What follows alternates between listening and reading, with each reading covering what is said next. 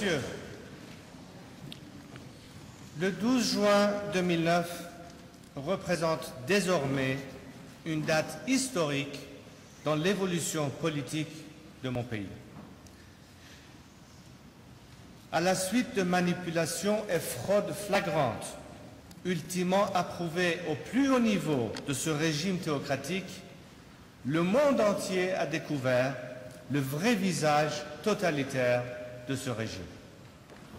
Et surtout, la force du mouvement de révolte qui a parcouru les villes iraniennes, enflammé la jeunesse et mis à mal le régime islamique.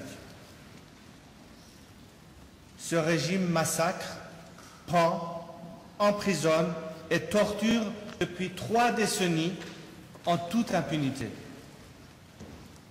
La population, notamment la jeunesse et surtout les femmes, est excédée de se voir maintenue sous tutelle par une théocratie archaïque.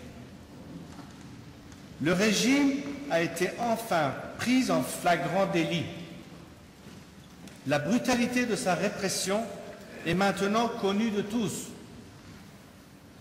Ce qui a fait l'admiration du monde entier, c'est le courage, la résistance du peuple iranien, qui a affronté les forces de la répression pendant des jours sans rompre et au prix d'un nombre de victimes sous-évalué, faute d'informations complètes et fiables. Le régime peut bien réprimer, menacer. Pour lui, c'est le début de la fin.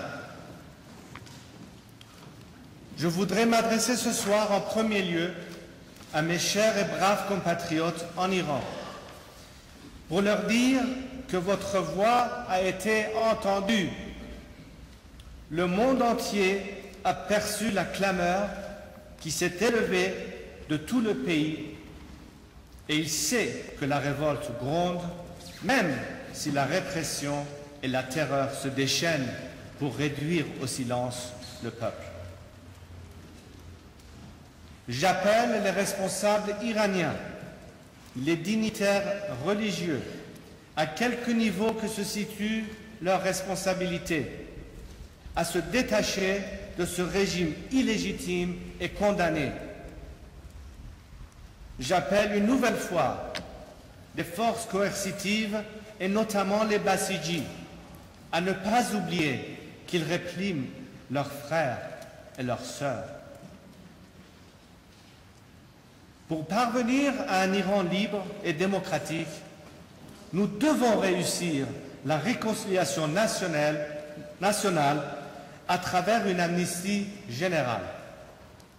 Nous ne voulons ni de vengeance, ni de règlement de compte, ni de tribunaux révolutionnaires.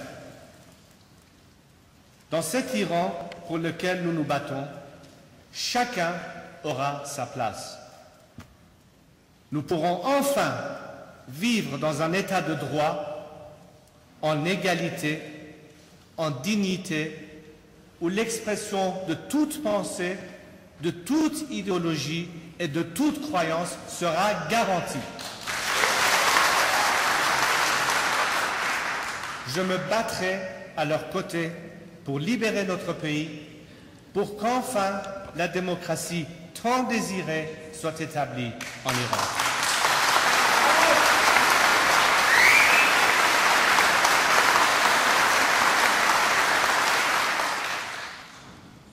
Je m'adresse en deuxième lieu à la diaspora iranienne, réfugiée en Amérique, en Europe et ailleurs, qui vivent dans l'angoisse ces jours exaltants et terribles, craignant pour leurs compatriotes.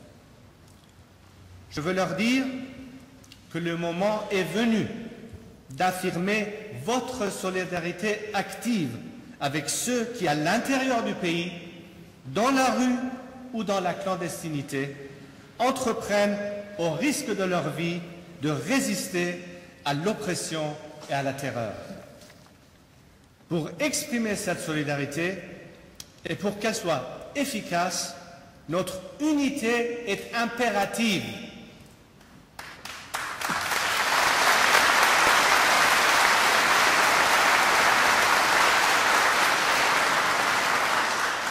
C'est notre premier devoir. L'Iran a besoin de toutes ses forces vives et vous en faites partie. Puisse notre entente à l'extérieur de l'Iran être à l'image de celle à laquelle nous aspirons pour l'Iran de demain, faite de tolérance, de respect mutuel et de volonté démocratique. Fédérons nos efforts, coalisons nos forces. C'est le moment de prouver au monde entier que nous, Iraniens, sommes capables de travailler main dans la main et d'être de vrais démocrates.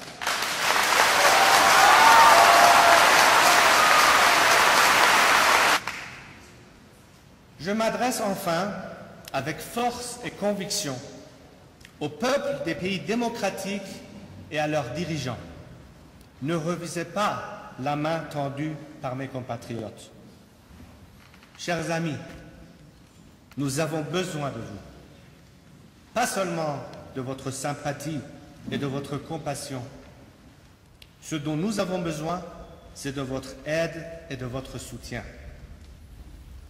Vous et nous savons qu'aucun régime totalitaire ne peut être renversé sans le soutien des pays démocratiques.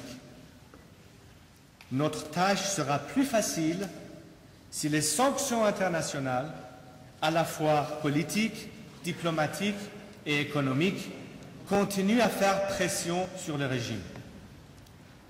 En outre, l'ouverture d'un dialogue au-delà du régime avec les forces démocratiques et leurs représentants sera un facteur clé pour aboutir à notre idéal, la liberté. C'est en Iran que se joue aujourd'hui le destin de l'Irak, de l'Afghanistan, de la paix au Proche et au Moyen-Orient. C'est en Iran que se joue principalement le destin de l'idéologie islamiste et antidémocratique qui s'étend à travers le monde. Depuis des années, sachant que la négociation avec cette théocratie sur la crise nucléaire a peu de chances d'aboutir et que la guerre serait une faute grave, j'ai proposé une troisième voie, légitime et moins coûteuse, celle du soutien au peuple iranien dans sa lutte pour la liberté et la démocratie. Aujourd'hui, mes compatriotes se sont massivement exprimés. Comment des nations se réclamant des valeurs des Lumières pourraient refuser cette main tendue par mes compatriotes? Soutenir le peuple iranien assoiffé de valeurs démocratiques, c'est dans notre intérêt commun, c'est la seule bonne solution.